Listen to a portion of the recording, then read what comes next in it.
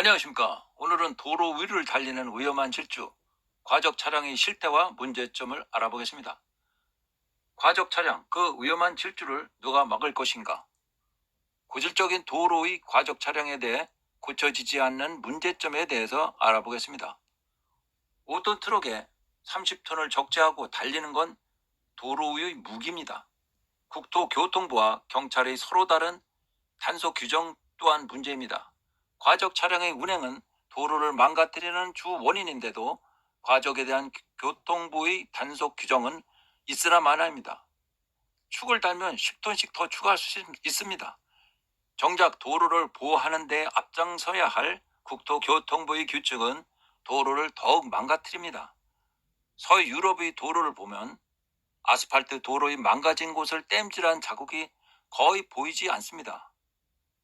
그럼 그만큼 도로를 잘 관리했다는 얘기죠. 도로교통법 규정에는 차량의 톤수에서 110%까지만 적재하게 되어 있는 규정이 아무런 법적 효력이 없는 사문화된 것이 사실입니다. 차주의 입장에서는 형편없는 운임과 과적의 위험한 고개에 생사를 위협받고 있는 운행하는 화물 기사와 도로 위를 과적 차량과 함께 달리는 일반 차량들은 위험을 온몸으로 느낍니다. 화물 기사들은 왜 과적으로 도로를 달릴까요? 적재 차량의 서스펜션에 심각한 무리를 주고 차량의 고장의 원인이 되며 과적 차량의 운행의 위험성을 모를 리가 없는 위험한 질주를 계속할 수밖에 없는 화물 기사들이 고통인 고질적인 화물 업계의 구조적 결함을 살펴보겠습니다. 화물의 운송은 화주가 차량이 필요하면 알선소를 통하여 또한 요즘은 화물 어플을 통하여 차주에게 공급됩니다. 이러한 구조로 대개 화물 운송이 이루어지는데요. 이러한 단계가 중복으로 겹쳐지는 경우가 있습니다. 그럼 화물 과적의 원인과 해결 방안에 대해 얘기해 보겠습니다. 화물 과적의 원인은 화주는 적은 비용으로 화물을 운반하기를 원합니다. 두 번째, 화주의 오더를 의뢰받은 알선소는 화주의 바람에 부응해 운임을 책정합니다. 이러한 과정에서 알선소는 오더를 타 알선소로 넘겨 이중으로 수수료가 떼어지는 경우도 있습니다. 세 번째, 화물 알선소는 화주와 약속한 운임에서 과도한 수수료 명목으로 운임을 떼고 최저가격의 운송비로 차주에게 줍니다. 의뢰 입장인 차주는 형편없는 운임으로 고질적으로 행해온 과적의 요구에 응할 수밖에 없습니다.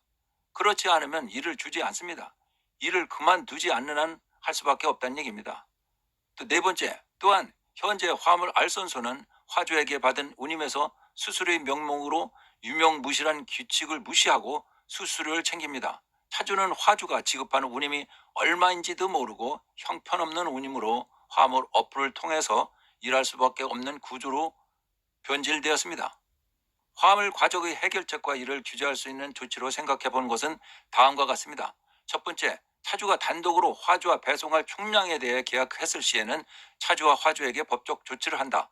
두 번째, 화주와 알선소와의 계약으로 차주가 오더를 받은 경우 화주와 운송업자 즉 알선소에게 법적 조치를 한다. 세 번째, 화물을 단독이 아닌 혼적의 경우 그 전체 적재량과 그에 대한 벌칙은 차주에게 있습니다. 국토교통부의 개정된 규칙에는 차주가 과적 화물의 적재를 요구한 화주를 신고하면 화주를 처벌할 수 있는 규정이 있으나 업계의 갑을 관계로 되어 있는 구조로 화주를 차주가 신고한다는 것은 업계의 여건상 거의 불가능한 얘기입니다. 아예 화물 알선소에서 과적 화물을 화물 어플에 띄우지 못하게 하는 법 규정이 마련되어야 하고 정상적인 적재 화물 물량과 적정 운임의 제도화가 반드시 이루어져야 합니다.